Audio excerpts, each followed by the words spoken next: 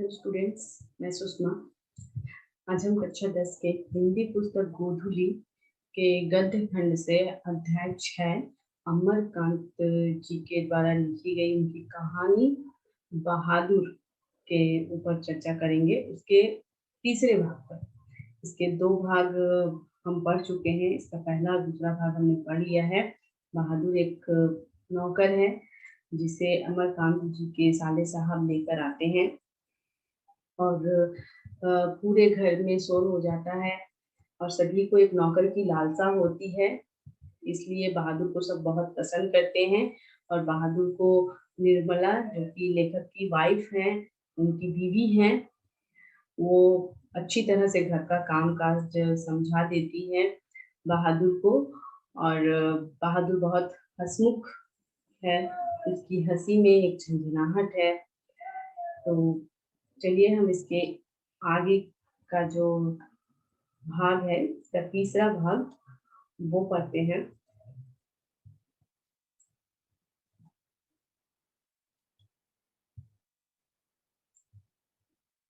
अमरकांत जी जब अपने दफ्तर से वापस आते हैं और उसके बाद बहादुर उनसे जब बहुत ही हंसकर मुस्कुराकर बातचीत करता है, तब अमरकांत जी उन्हें बहुत इच्छा होती है कि वो बहादुर से बातचीत करें, लेकिन वो उसे नजरअंदाज कर देते हैं। उसके बाद निर्मला कभी कभी उससे पूछती थी, बहादुर, तुमको अपनी माँ की याद आती है? नहीं। क्यों? बहादुर कहता था, नहीं। क्यों पूछ रही हैं आप ऐसा? तो वह मार मारता क्यों था? इतना कहकर वह खूब हंसता था, जैसे मार खाना खुशी की बात है। वह मारता क्यों था, यहाँ तात्पर्य है वो अपनी माँ के बारे में कह रहा था बहादुर की वह मारता क्यों था, मारती क्यों थी, ऐसा कहना चाहिए उसे। हालांकि लेकिन उसकी भाषा थोड़ी अलग है सबसे, इसलिए वो ऐसा कह रहा है कि वह मारता क्यों था। और इतना कहकर वो इस तरह से हंसने लगता है जैसे कि मार खाना बहुत खुशी की बात है। तब तुम अपना पैसा माँ के पास कैसे भेजने को कहते हो?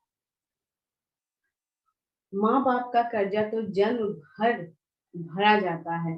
वह और भी हंसता था और ऐसा कहकर, ऐसा सुनकर वह और भी हंसता था। निर्मला ने उसको एक फटी पुरानी दरी दे दी थी। घर से वह एक चादर भी ले आया था। रात को काम धाम करने के बाद वह भीतर के बरामदे में एक टूटी हुई बसखट पर अपना बिस्तर बिछाता था। बसखट यानी बांस का जो खाट है, खाट बना हुआ था एक, अ, जो कि वो भी टूटी हुई थी, और उस पर वो अपना बिस्तर लगाता था।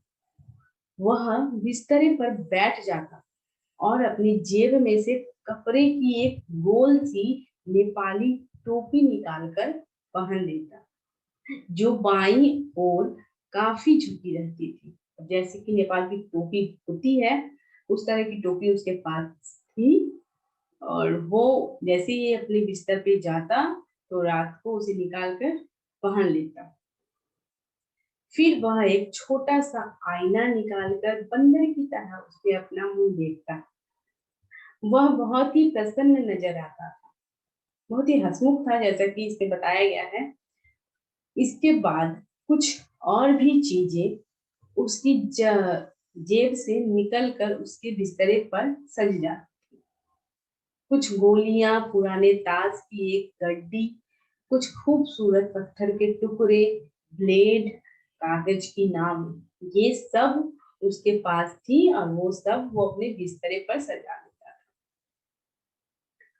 वह कुछ देर तक उनसे खेलता था। उसके बाद वह धीरे धीमे धीमे स्वर में गुनगुनाने लगता था। उन पहाड़ी गानों का अर्थ हम समझ नहीं पाते थे, पर उसकी मीठी उदासी सारे घर में फैल जाती। वो जिस तरह से गुनगुनाता था, वो पूरे घर में सभी को मतलब सुनाई देती थी और फैल जाती थी, सभी को अच्छा लगता था। जैसे कोई पहाड़ की निर्जनता में अपने किसी बिछुड़े हुए साथी को बुला रहा हो। वो जिस तरह के गाने गाता था, जिस तरह से वो गुनगुनाता था, उससे यह सभी को महसूस होता था कि जैसे कि वह किसी साथी को, अपने साथी को बुला रहा।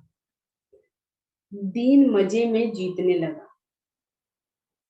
बरसात आ गई थी। पानी रुकता था और बरसता था। बरसात का मौसम आ गया है। मैं अपने को बहुत ऊंचा महसूस करने लगा था। अपने परिवार और संबंधियों के बड़प्पन तथा शान बान पर मुझे सदा गर्व रहा है। अब मैं मोहल्ले के लोगों को पहले से भी तुच्छ समझने लगा, क्योंकि उनके पास एक नौकर आ गया था, बहादुर आ गया था, घर पर काम काज करने वाला। इसलिए कह रहे हैं कि वो अब मोहल्ले के लोगों को बहुत तुच्छ समझने लगे थे और बहुत ही शान बान से रहने लगे थे। मैं किसी से सीधे मुंह बात नहीं करता, किसी की ओर ठीक से देखता भी नहीं था। दूसरे के बच्चों को मामूली सी शरारत पर डांट डपट देता, और दूसरे के बच्चे थोड़ी सी भी शरारत अगर करते और उनकी नजर में आ जाता तो उसे वो डांट फटकार लगा देती थी। अब उन्हें अपने आप पर गर्व होने लगा था।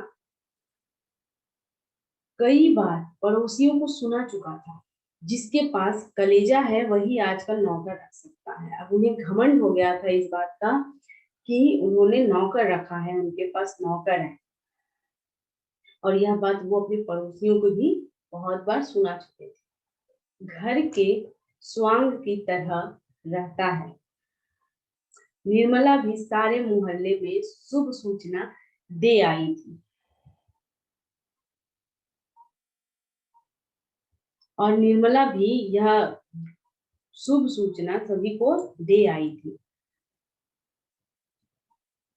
कि उनके घर में नौकर आ गया है। यह बात वो पूरे मोहल्ले में ढाक पिटा रही थी, बोल रही थी सभी से।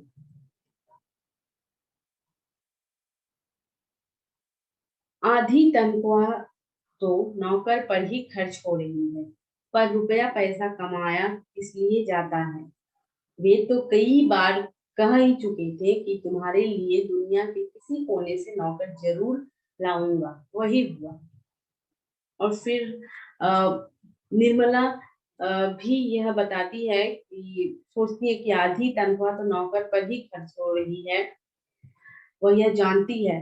लेकिन यह भी कह रही है, पर रुपया पैसा कमाया किस लिए जाता है। वे तो कई बार कहते थे, यानी कि उनके पति कई बार कहते थे कि तुम्हारे लिए दुनिया के किसी भी कोने से नौकर चाकर ले आऊंगा। निसंदेह बहादुर की वजह से सबको खूब आराम मिल रहा था। इसमें कोई संदेह नहीं, संदेह यानी किसी इसमें कोई संदेह नहीं है, कोई संकोच नहीं है कि बहादुर के आ जाने से सभी को बहुत आराम मिल रहा था। किसी को कोई काम नहीं करना पड़ रहा था। घर खूब साफ और चिकना रहता, कपड़े चमाचम सफेद। निर्मला की तबीयत भी काफी सुधर गई। अब कोई एक खर भी न टसकाता था। बहादुर के आने से अब कोई एक खर भी न टसकाता था, कोई अब एक काम भी नहीं करता था, इधर से उधर कोई चीज भी नहीं घिसकाता था। इस तरह की हालात हो गए थे उनके घर में। किसी को मामूली से मामूली काम करना होता तो वह बहादुर को आवाज देता, बहादुर एक गिलास पानी। ये सबसे मामूली काम है, एक गिलास पानी लाना और अपने लिए है। लेकिन ये काम भी अगर किसी को होता, किसी को प्यास लगती, तो वो भी इसमें बहादुर को ही आवाज लगाते थे। बहादुर पेंसिल नीचे गिरी है उठाना, ये भी एक बहुत ही मामूली काम है, जिसमें भी बहादुर को बुलाते। इसी तरह की फरमाइशें। बहादुर घर में फिरकी की तरह नाचता रहता। सभी रात में पहले ही से सो जाते थे और सवेरे 8 बजे के पहले न उठते थे। और कह रहे हैं कि बहादुर घर में फिरकी की तरह नाच कर रहा था, यानी कि जमीन पर घूमने वाली जो घिरनी होती है उस तरह पूरे घर में वो नाचता रहता था, इधर से उधर, कभी कोई उसे इधर से आवाज दे रहा है, कभी कोई उस कमरे से आवाज दे रहा है, और इस तरह से उसका सारा समय निकल जाता था। सभी रात में पहले ही सो जाते थे और सवेरे 8 बजे के पहले कोई नहीं उठता था। मेरा बड़ा लड़का किशोर काफी शान शौकत और रोब-दाब से रहने का कायल था।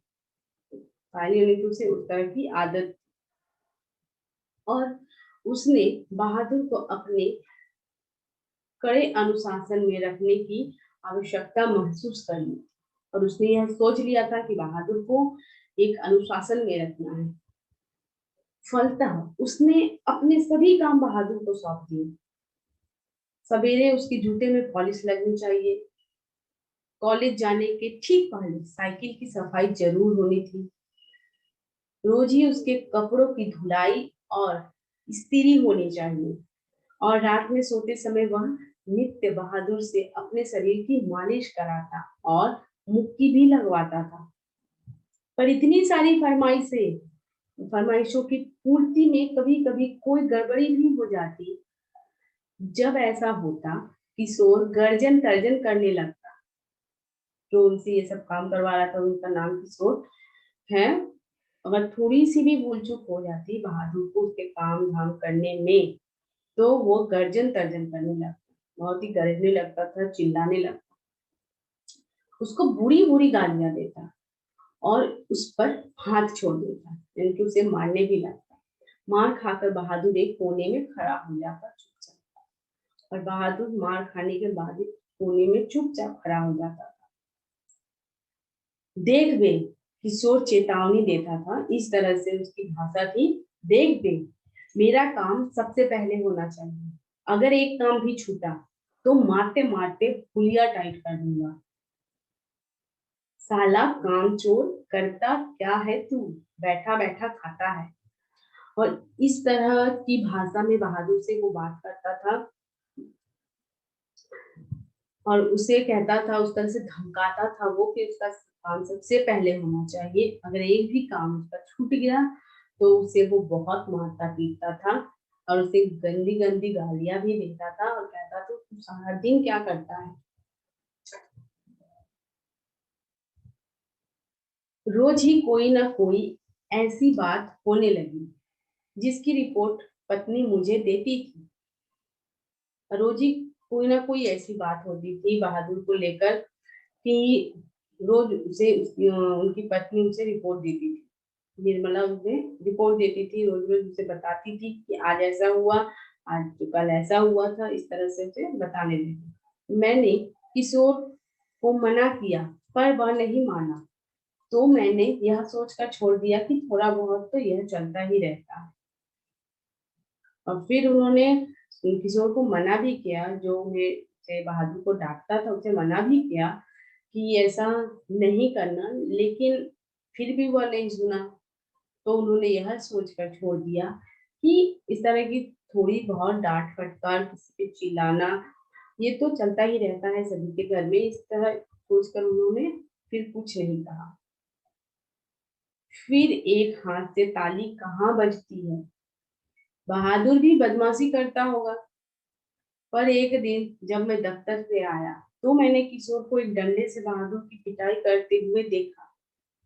निर्मला कुछ दूर पर खड़ी होकर हा हा करती हुई मना कर रही थी, और जब लेखक ने सोचा कि एक हाथ से ताली तो नहीं बजती है, जरूर बहादुर भी कुछ बदमाशी करता होगा, इसलिए किशोर उस पर चिल्लाता होगा। लेकिन जब वो एक दिन दफ्तर से वापस आए तो उन्होंने अपनी आंखों से देखा कि बहादुर की पिटाई कर रहा है किशोर, और निर्मला दूर से खड़ी होकर उसे मना कर रही है कि ऐसा मत करो। मैंने किशोर को डांट कर अलग किया। कारण यह था कि शाम को साइकिल की सफाई करना बहादुर भूल गया था। इस कारण से बहादुर को मार पड़ रही थी, बस इसलिए कि वह शाम को किशोर के साइकिल की सफाई करना भूल गया। किशोर ने उसको मारा तथा गालियां दी, तो उसने उसका काम करने से ही इनकार कर दिया। अब और कितना बर्दाश्त करता बहादुर, इसलिए उसने किशोर ने जब बहादुर को इतना मारा, उसे गंदी गंदी गालियां दी, तो बहादुर ने भी उसका काम करने से मना कर दिया। तो ये था आज का हमारा तीसरा भाग, जिसमें हमने देखा कि बहादुर पर जो किशोर है वो बहुत अत्याचार करता है और वो अपने अनुशासन में उसे रखना चाहता है। अब इसका अगला भाग हम इसके अगले वीडियो में पढ़ेंगे। Thank you.